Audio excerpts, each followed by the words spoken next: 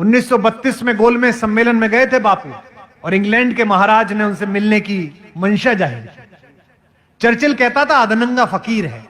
हर अहंकारी ऐसा ही कहता है सत्य को। रावण भी कहता था कि फकीर है, ये कौन तपस्वी है, इसके साथ ये औरत क्यों रहनी चाहिए, मेरे पास रहनी चाहिए। चर्चिल भी कहता था अधनंगा फकीर है। और जिस इंग्लैंड का मैं राजा कह रहा हूं वो आज का इंग्लैंड नहीं, 2/3 दुनिया का मालिक।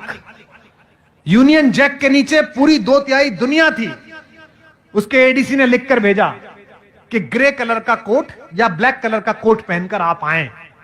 गांधी पहुंचे, बकिंगम पैलेस के अंदर बग्घी गई, दरवाजा खोला गया तो हिंदुस्तान का 156 इंच का सीना अकेली एक धोती में, क्यों ही अधनंगा। एडीसी ने जाकर कहा अंदर जाके कि साहब वो तो कपड़े पहन के नहीं आया।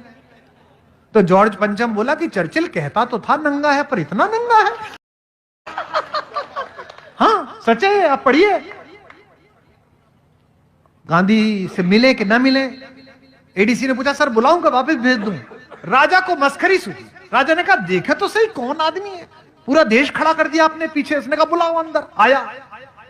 दुनिया के सबसे बड़े आदमी के सामने हिंदुस्तान का सबसे कमजोर आदमी खड़ा है, और जिस हत्यारे को तुम महिमा मंडित करते हो वो नपुंसक था। 28 साल की उम्र में उसने एक बूढ़े अशक्त को गोली मारी। मर्द का बच्चा था तो किसी अंग्रेज में गोली मारता। मर्द का बच्चा था तो मारता किसी ऐसे आदमी को गोली। राम नाम जपते हुए एक बूढ़े को गोली मारकर आप उसे क्रांतिकारी बता रहे हैं। और राजा ने पूछा मुस्कुराते हुए गांधी से, एक धोती में गांधी खड़ा है, ब्लैक एंड व्हाइट में, सोच के देखना वो दृश्य है।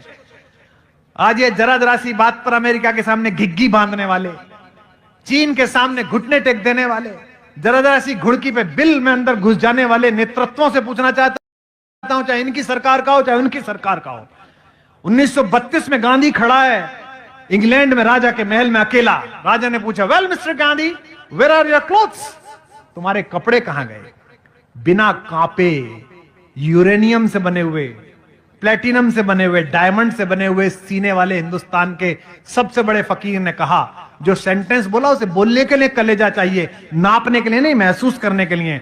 उसने कहा, हिंदी में सुनाता हूं जो अंग्रेजी में कहा, नॉट इवन माइन, तुम्हारे कपड़े कहां गए। उसने कहा मेरे छोड़ो महाराज, मेरे पूरे देश के कपड़े तो चुरा कर आपने पहन लिए। इसके लिए कलेजा चाहिए।